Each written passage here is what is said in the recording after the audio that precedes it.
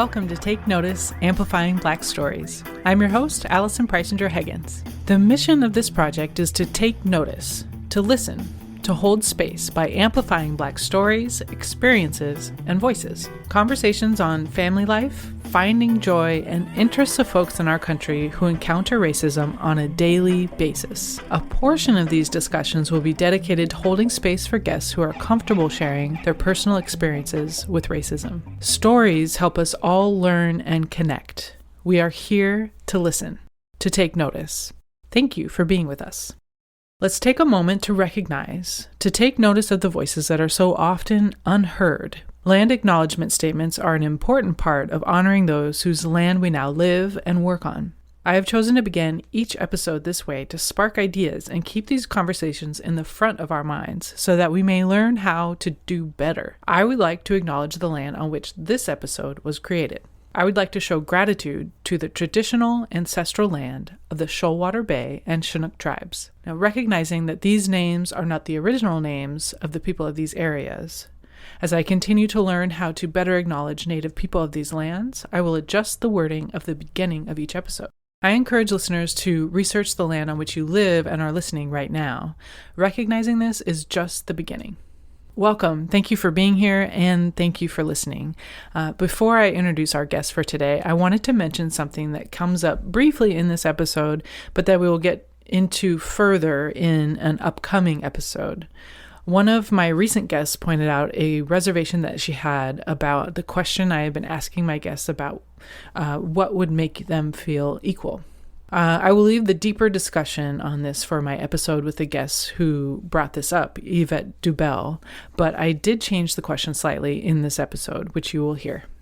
So I wanted to mention that before we got started. As I've said before, I will adapt and change as I learn. Happy to hear your thoughts on these changes as they come up, or any other feedback that you have. Just please be in touch with any thoughts, any feedback. I'd love to hear it. I had such a pleasant time speaking with our guests on today's episode, Rosemary Mupambwa. She is an author of the book Exhume or Heal, a widow's memoir, Getting Her Groove Back. She's a speaker and an internationally certified life transformational and relationship coach, and also a retreat leader. She has a background as a college lecturer, domestic violence counselor, extensive mental health working experience, and a background in social work and sociology. Rosemary is an incredibly inspiring human who has been through so much with a goal of helping others through their struggles. Her strength and compassion shine through in our conversation. So please enjoy my talk with Rosemary Mupambwa. Take Notice would like to take the time to acknowledge Black-owned businesses, organizations, and artists. If you have a suggestion of who we should highlight during our episodes, please find us on social media or visit our website.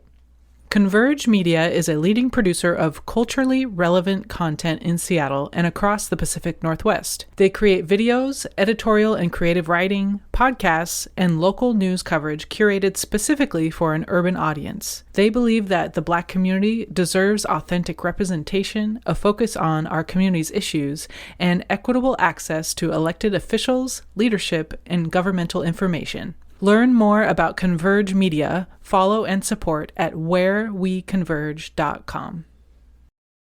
So, Rosemary, how are you today? I'm good. How are you? I'm good. Yeah, I'm way over in Washington State in the States here. Are you in Canada? Yeah, I'm in Canada, in Calgary. Okay, wonderful. Maybe to get started, maybe you can let us know a little bit about your background, where you grew up and who you were surrounded by growing up, and we'll go from there. My name is Rosemary. I grew up in Zimbabwe. I grew up among 8 siblings. 2 of my eldest brothers, they were my stepbrothers, but I only knew that they were my stepbrothers when I was 8 years old. I had no idea that they were my stepbrothers. That's how close we were. My mom brought us, this strong blended family to a point where I grew up not knowing that my 2 elder brothers were my stepbrothers.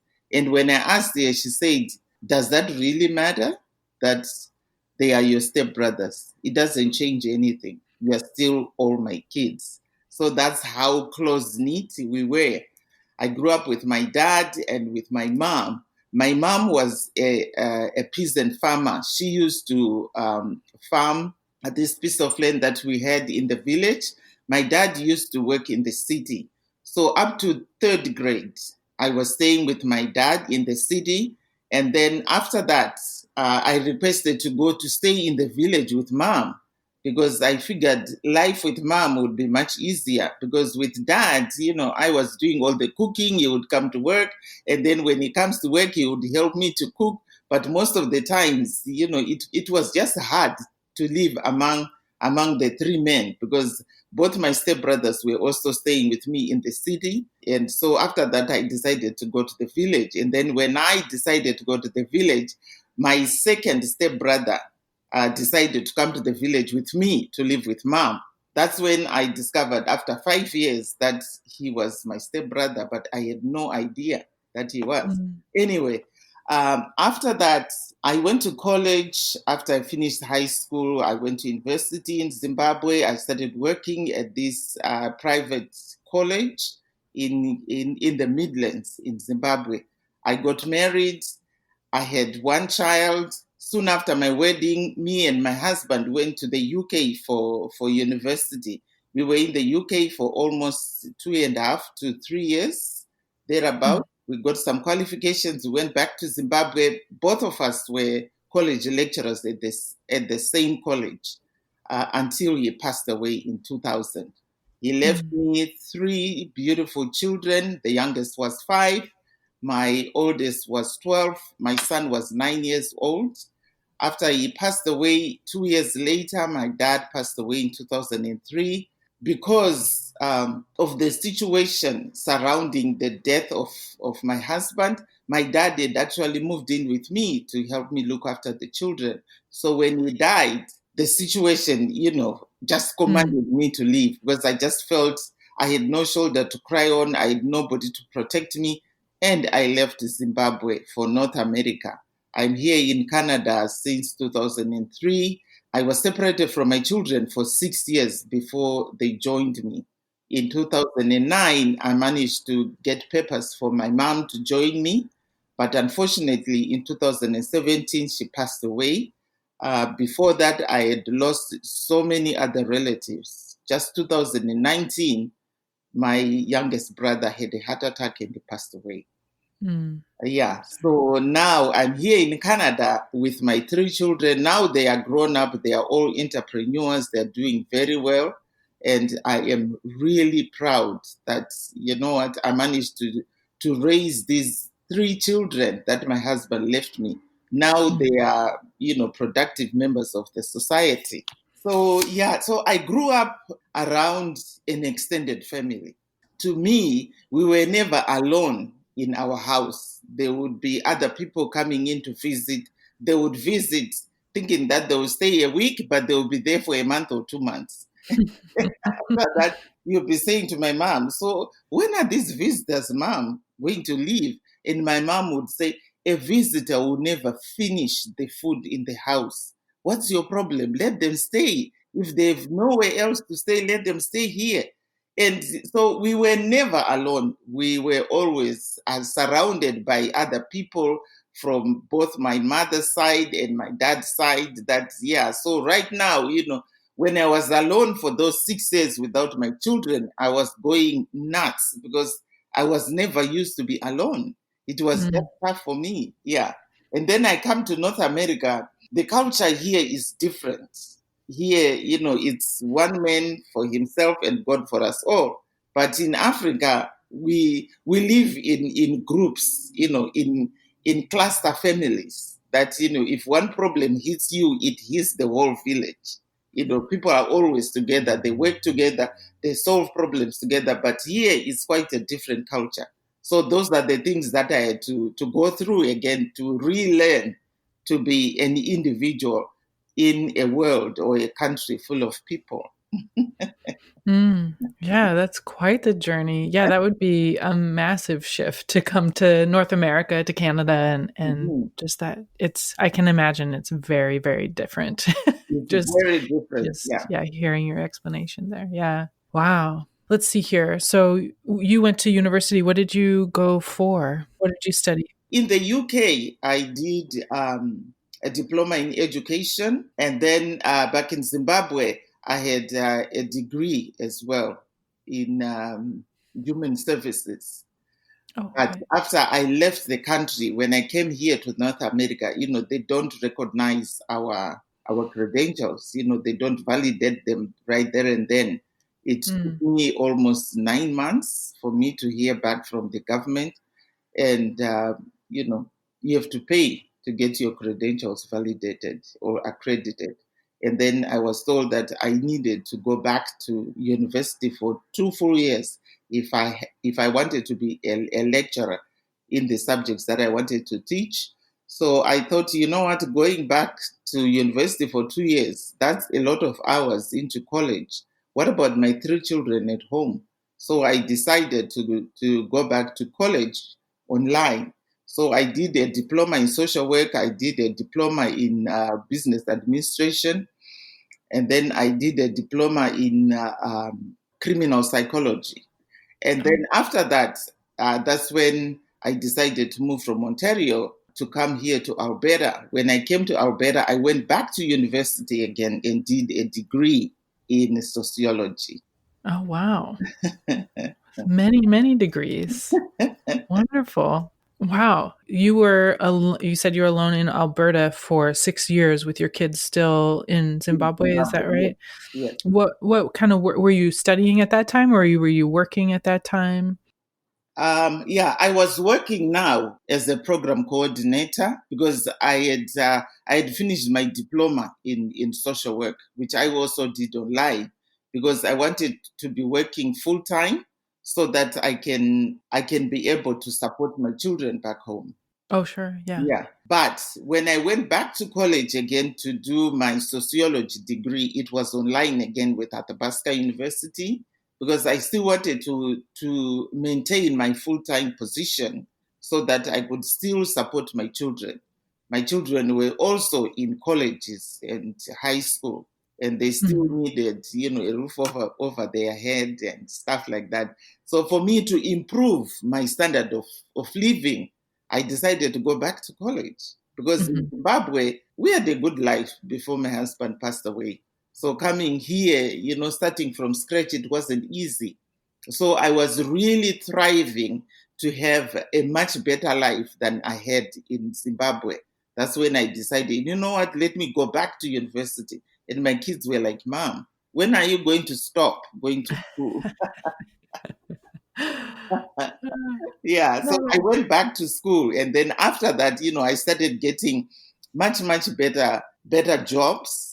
And then that's when I decided to write my book. And then after that, now I'm, a relationship coach. I do life coaching. I run retreats. I'm a speaker and I'm an author.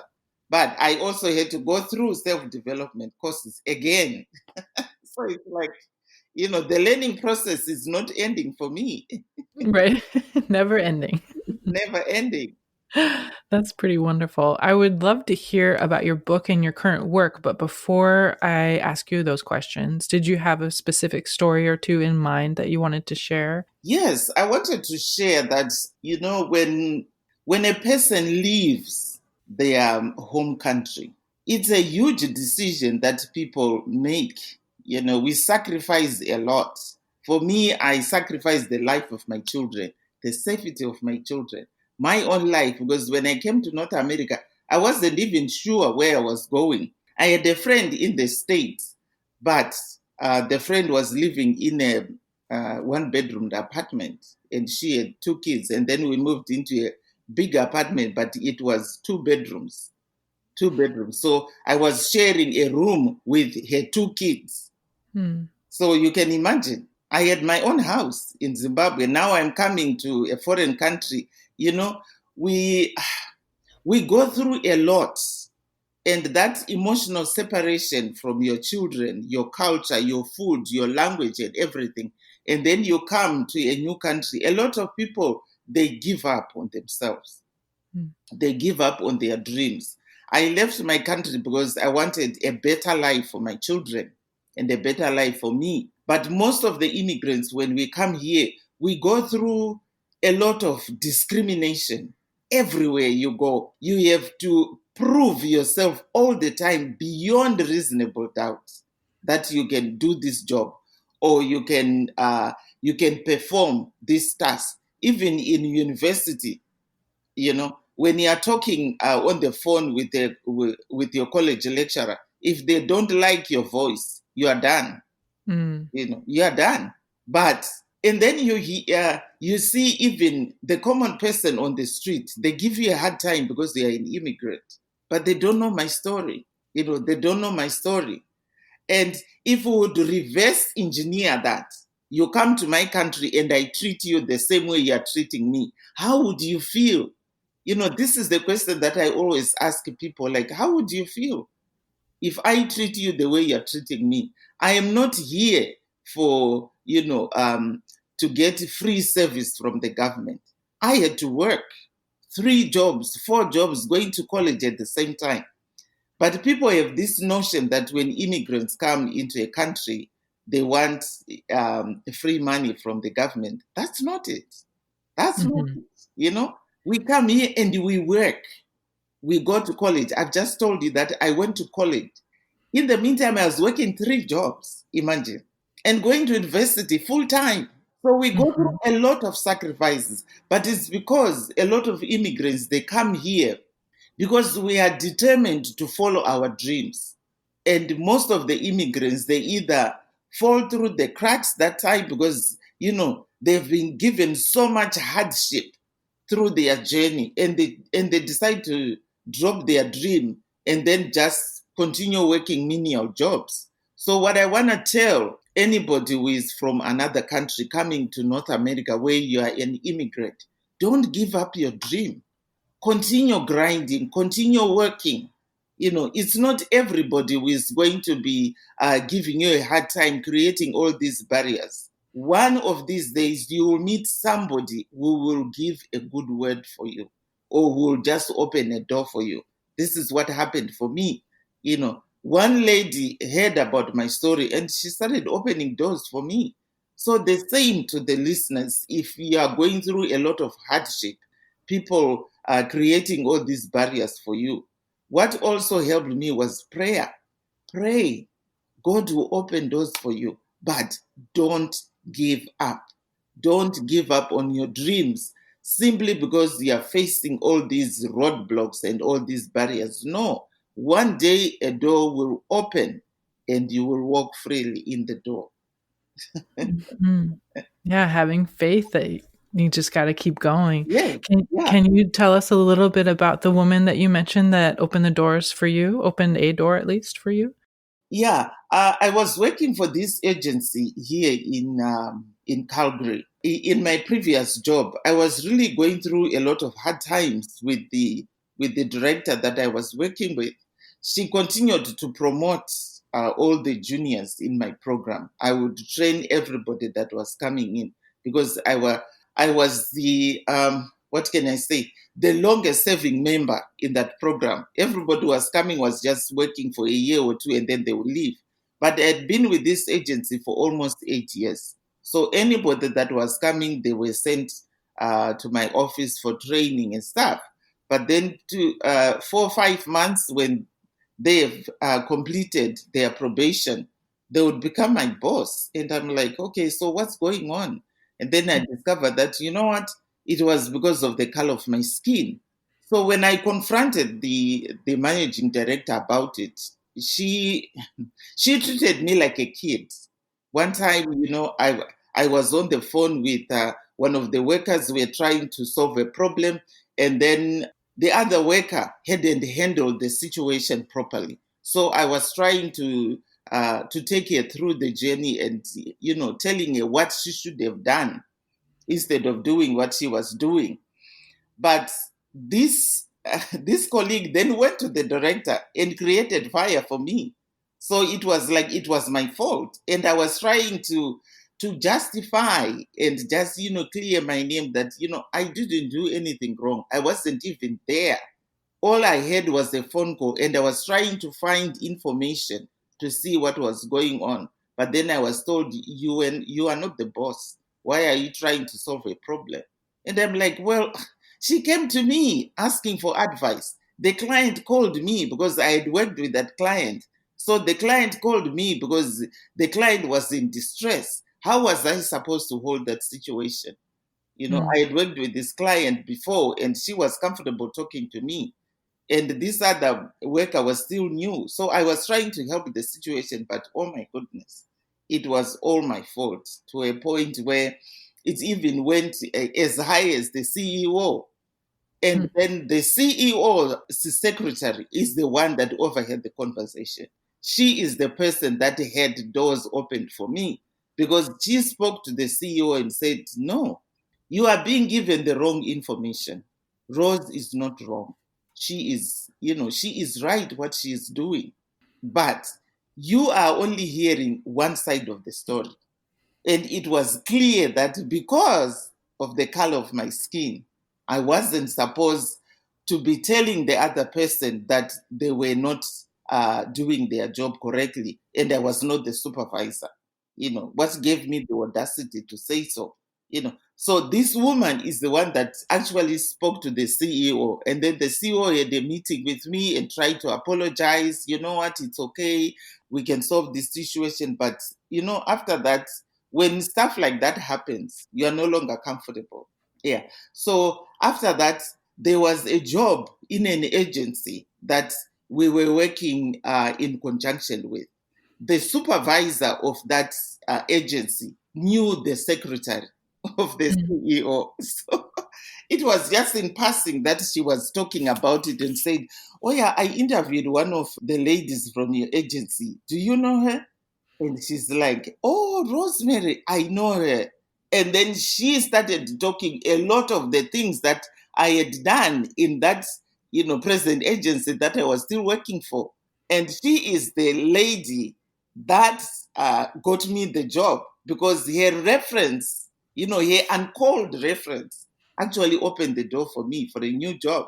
Mm. And it was a month after I started in the new position that the manager for this new agency said, oh, you know what? I hired you because of the commendation that I was given by the secretary from your previous agency. And I'm like, what?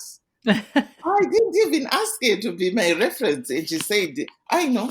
She just gave me the reference without knowing that I wanted to hire you.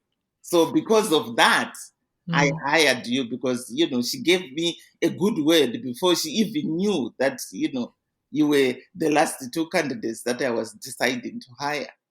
Oh, that's awesome. Yeah, you never know when that little helping hand is gonna pop out. Yes, you never Where know. You it's never come from. know. Yeah. Yeah, that's wonderful. Now you're doing relationship and life coaching. Are Yeah. you still working is that your full-time job and speaking and all that? Is that your full-time work now, or are you still working for this agency that you're talking about?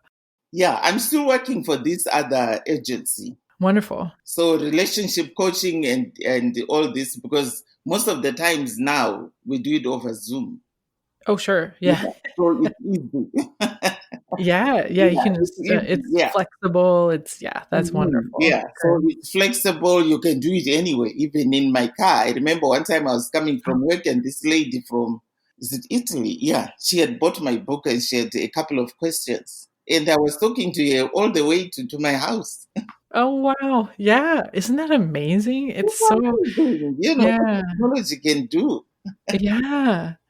I mean, sometimes I gripe about it because it gives me it's hard to keep up and it's hard to do this or that, but, I mean, all the positives, Yeah. connecting, like, being able to talk to you, and I'm all the way over here on the West Coast, and, Yeah. it's just amazing. I really appreciate it. Oh, awesome.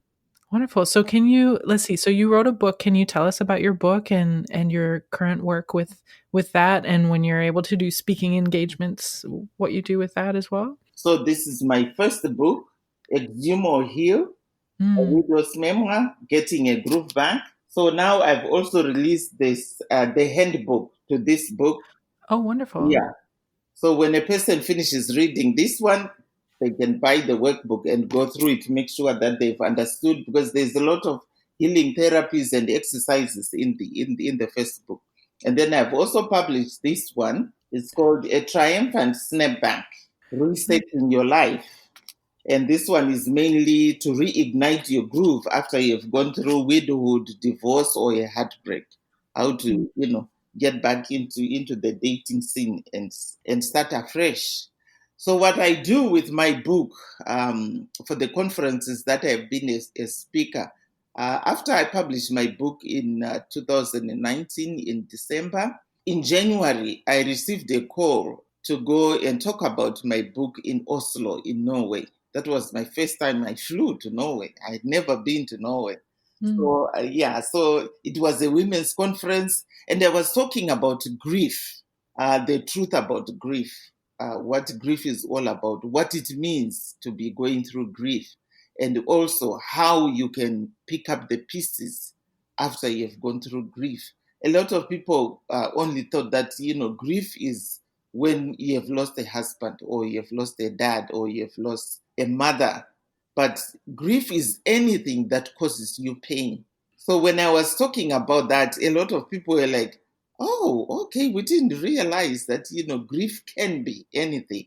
So I was going through the speech, talking about my journey as a widow, that when you lose a husband, there's a lot of things that you go through. You change all these statuses. To begin with, I was his girlfriend. I became his fiance. I became his wife when I got married. I became mother of his children. When he was sick, I was his caregiver. But at the same time, I was still his wife. And then when he passed away, I became a widow overnight. And overnight as well, I became a single parent. These are the things that I had never planned for. Nobody trains you to be a widow.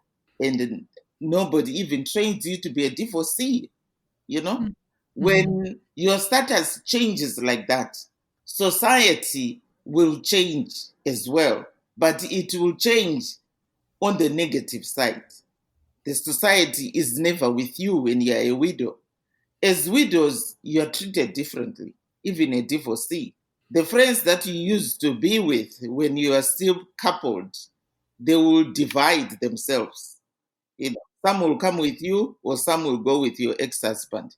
When your husband passes away, everybody will run away. There's only a few people that will stay with you, and those will be your closest friends. There were a lot of ladies in there that had lost their husbands a while back. And I spoke about, the things that are said at your husband's funeral. For example, a person will come and say, wow, you are so young to be a widow. So now what are you going to do? Those questions to them, they are so innocent. But is the way that they are going to make the widow feel like, okay, so you know what? I didn't choose to be a widow. This status was just thrown at me. And then you are asking me, what am I going to do? I just buried my husband 2 days ago. I don't even have a plan, or even going back to my house. I don't even know how I'm going to go there. What am I going to do? I have no idea.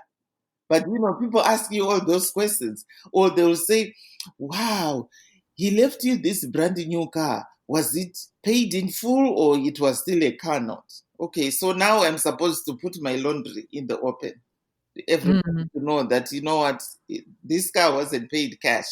But to them, they are concerned in a way, but they don't know how those questions make the widow feel, They don't know, because most of them have never been in your shoes. They don't know how you feel.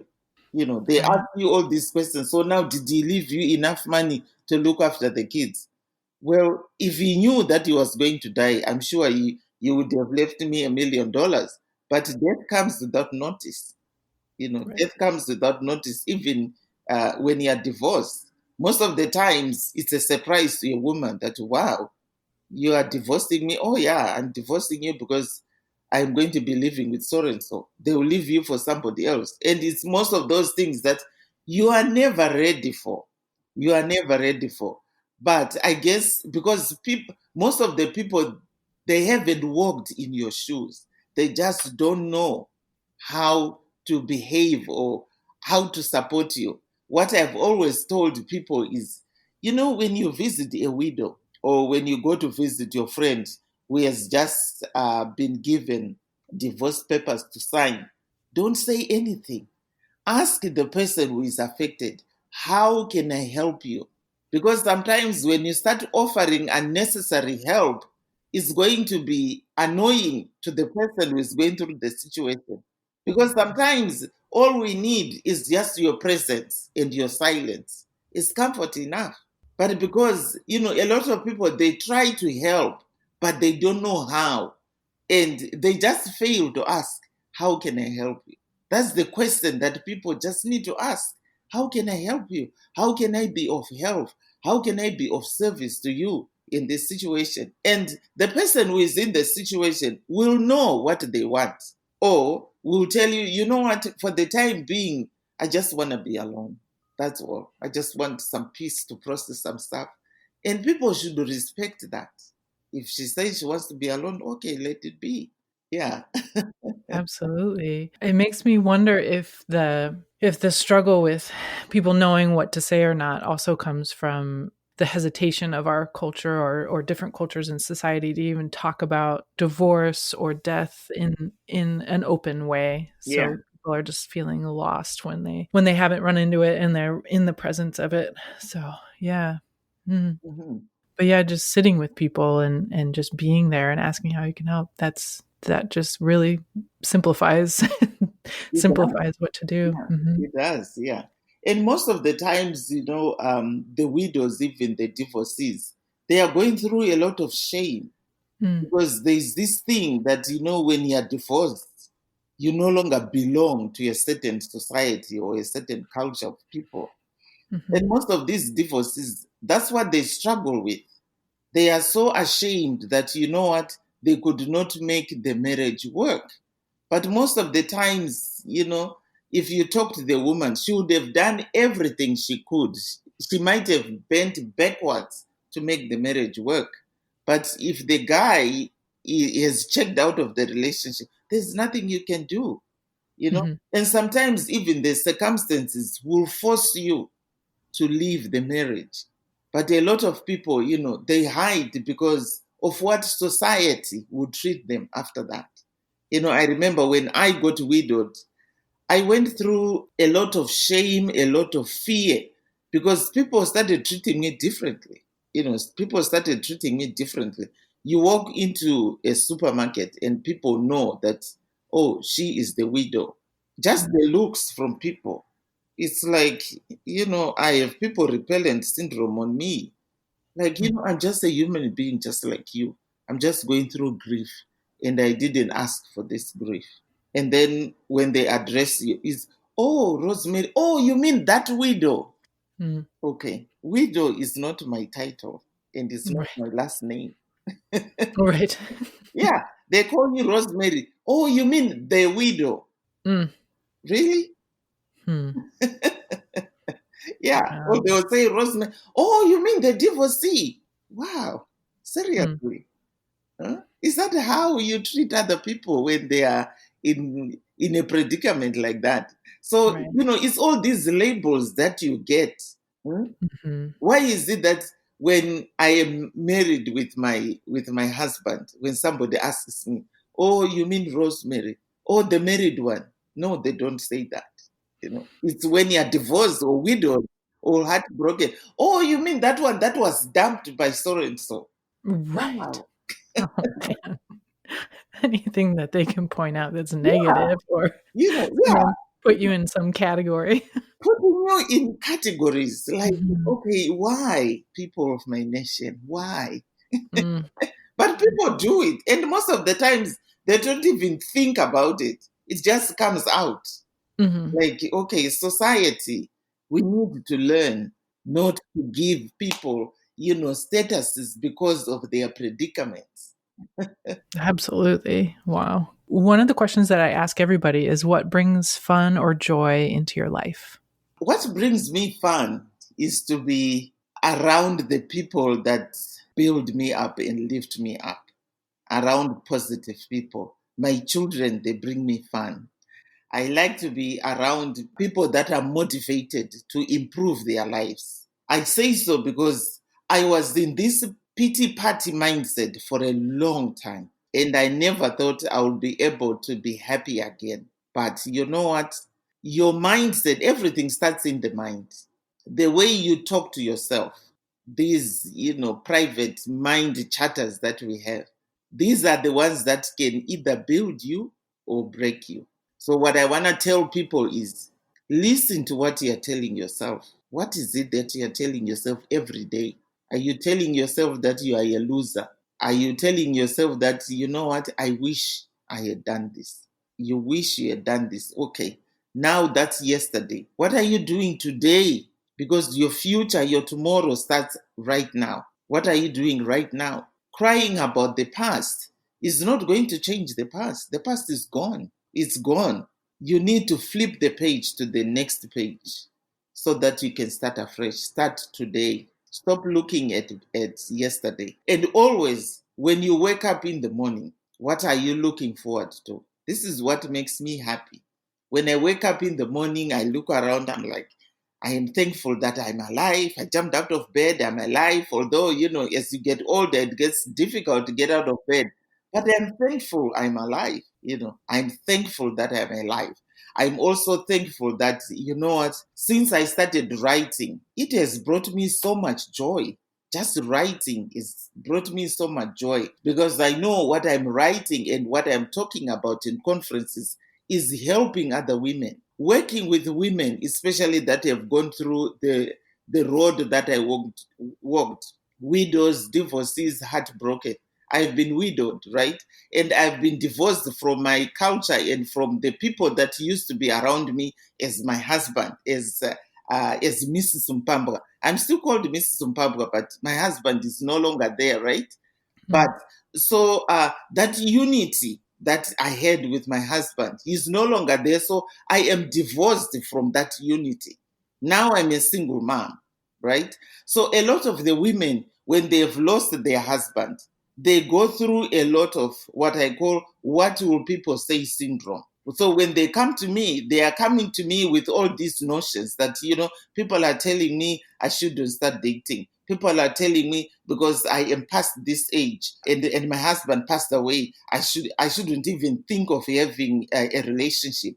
And I'm sitting there, I'm telling them, you know what? I'm almost 60. I'll be 60 this September. I'm dating, Why are you stopping to make yourself happy? Simply because you're still worried about what will people say.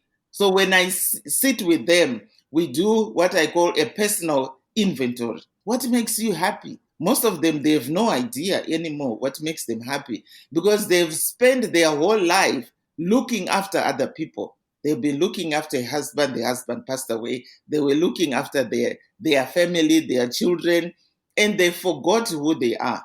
So when I work with a woman like that and help them to regain their identity, pick up the pieces and gain their groove back, reignite themselves, find themselves, reset their life, and start their life afresh. Give them tools to go back into the dating scene if they want to. But if they decide to be single, that's fine.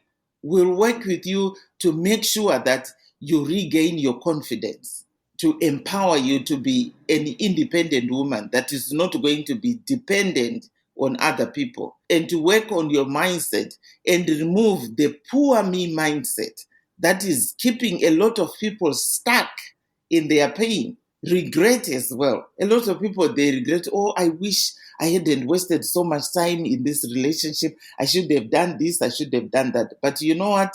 It's gone. It's gone. Mm-hmm. So when I speak with them to change their mindset after a session or two sessions, and then they call me, they are like, wow, Rose, I never looked at life that way. The way you put it, now I can see why I was so stuck in my yesterday. So that brings me, joy. Like right now, I was working with a lady in South Africa. Now she has met this rich, this rich guy. And yet all this time she was like, I don't think I even qualify to be going out with anybody because I'm like this, I grew up like that. And I'm like, you know what? You are putting labels on yourself. You are the one that is your own enemy. This is what I call self-destructive behavior. Stop looking down on yourself. Love yourself. So I worked on her mindset. We went through all these self-confidence and self-esteem exercises. Now, when you see her, she's a brand new person, as confident as ever. She might be getting married at the end of this year if the pandemic is over. And I might be invited to the wedding. So all those things, they really make me happy. They really do. I can imagine how joyful that work must be. That's wonderful. Oh, thanks for sharing that. You shared a story about your some racism in your work life, and one of the questions that that I've asked each guest has to do with that in a way. Mm-hmm. My original question has recently been pointed out that I need to clarify it a little bit, so I don't know which one you got in your email, but Yeah. I've shifted it a little bit, and the question is, what would make you feel seen as genuinely equal? Just to be treated equally, not to be treated differently. Mm-hmm. You know, one time I was in the dollar store. There was some Caucasian people, behind me. And this lady in the dollar store said, do you want a plastic bag or the recyclables? And I said, no, I don't want that bag because all the time I pay for one, I forget it in my car. So there's no need for me to buy the expensive one. Give me the plastic one that if I forget it, it's okay. And then this woman said, don't you care about environment? And I'm like, the lady that was in front of me, she asked for a plastic bag and you didn't preach to her about environment. Why are you preaching to me about environment? I just told you I don't want that other bag because I'll forget it in my car. And she went on and on. I'm too sensitive about the climate. Don't you know that? And I'm standing there. I'm like, you know what? If I continue arguing with her, because I'm a black woman, then they will start talking to me about the angry black woman. So what I did was I just folded my hands and I looked at her and she continued talking until the lady who was the third one in the row, she was white and she came and she said, what's going on here? What's wrong with this woman? If she says she doesn't want that bag, why are you forcing her? So until that woman interjected, I was this close to walking out and leaving everything that I wanted simply because of that. And sometimes you get powerless because if you try to stress your point, then people will think because you are black, you are now violent. And then the next thing you see police coming. And then when the police come, they always go on the other side. And then it will take them time, unless if another white person comes in to help me out, I'll be the one at fault. So all we ask for is, you know what, treat me just like everybody else. If I'm wrong, I'm wrong. But if I am right, give me the respect to be right. But most of the times it's like you have to prove yourself. One time we had gone to BC. I wanted to ask at this hotel so that I could start planning a retreat for the end of this year. And this receptionist, pretended like she couldn't understand what I was asking for. And she kept on saying, don't you know that there's a pandemic? And I said, I know there's a pandemic. I said, at the end of the year, which year are you talking about? Like, okay, which year are we talking about? Oh my goodness. I just told you. I wanted to find out at the end of the year, if there's a possibility for us to run a retreat. And if so, what are the costs? What does your hotel, what does it offer? That's all I wanted. That's all the information I wanted. So fortunately, I had my, white boyfriend with me. He's the one that came to my rescue and said, are you telling me that you can't understand what she's saying? And then because she saw him coming to my aid, she's like, no, I didn't say it that way. I just wanted to get more details about what. Oh, goodness. Some of those things, it's like, okay, you sit there or you stand there and you're like, oh my God, shall I scream? What can I do? Right. And it can be super subtle or it can be super blatant, and you never know what you're going to run into, huh? Yeah. Yeah. And then when you try to raise your voice to stress the point, oh, she's violent. Yeah. Then the police are there. Like, okay, if I was white, I'm sure they would not do that. No. You know, Yeah. And as soon as he came and tried to find out what was going on, she's like, no, I just wanted more details. Okay, more details about what? I was trying to explain to you. But, sometimes you're treated like an idiot. Like, you have no brain. It's like, okay, come on. I have 5 senses just like you. All I want is information. That's all. And the attitude completely shifts as he came around, I'm sure. Yeah. It's completely shifted, And then after that, I said, you know what? On second thought, I don't think I'll come back to run a retreat at this hotel. No, not after this. No. Yeah. Oh, goodness. Yeah. Oh, well, thank you for sharing your thoughts on that. Oh, yeah. We ran into, my husband and I ran into something similar to that at the Department of Licensing the other day. Yeah. Where he was in there trying to get tabs, I think. And she was giving him a hard time. And he said, as soon as I came up with my checkbook and like asking questions, as soon as I came back with my checkbook, she shifted completely. And I was like, oh, I had no idea because how she was when I got there was totally fine. Yeah, it's like day and night, day and night. It's like, wow, are you the same person I was talking to just 2 minutes ago? Right. Yeah. Oh, well, thank you so much for joining me and chatting with me. Can you let us know where we can find your information and anybody that you would like to highlight? We would love to hear that as well. So, I would like to highlight my children for the moral support that they gave me. They are always there for me. Ruvimbo, a lot of people know her as Natasha, and then Ronnie, my son, and my youngest, Ropa. That, you know what, these guys have been there for me. These guys have so much faith in me, and I'm so happy that I have supportive children. My siblings as well, my sisters, they are all over the world. I thank them a lot for everything that they are doing, and not forgetting God himself. He has kept me going. When I thought I had nothing else left, God was there. And there are people that I pray with in my church. They are always there for me. Yeah, they were actually here this morning on Zoom praying with me, which is really, really a huge support because we are all going through so much in the world.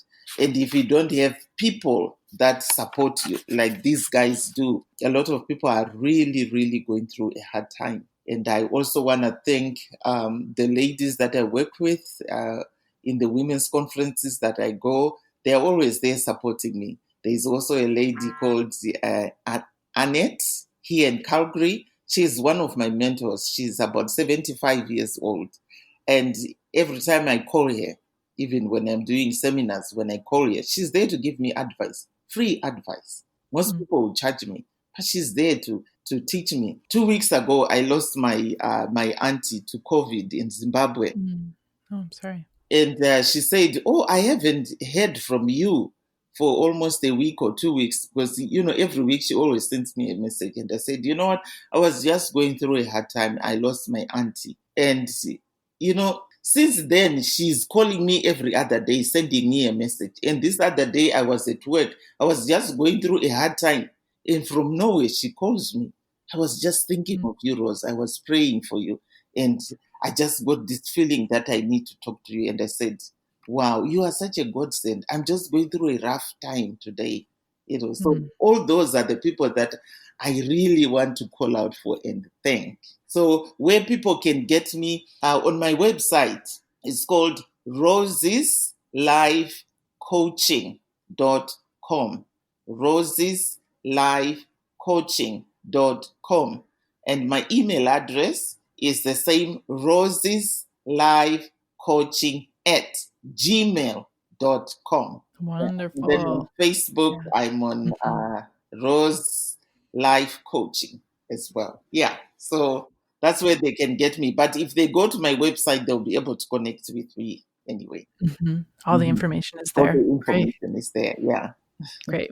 We'll be sure to put that in the episode notes and on our website so people can find you once they hear this episode for sure. Thank you again, Rosemary. I really appreciate you being a part of Take Notice and spending your time with me this afternoon. Yeah, no, thank you. Thank you so much for having me. I really enjoyed the conversation. Me too. Yes. Thank you. I appreciate that. Thank you for joining us for Take Notice Amplifying Black Stories. Please subscribe and follow us on social media. We are at Take Notice Podcast. It would really help us out if you could take a couple of minutes to review our podcast. Thank you for your support. Take Notice Amplifying Black Stories is produced, hosted, and edited by Allison Preisinger Higgins, co-produced by Amanda Ray. Music by Version Big 5 featuring Darius Higgins. Thank you for being with us, and thank you for taking notice.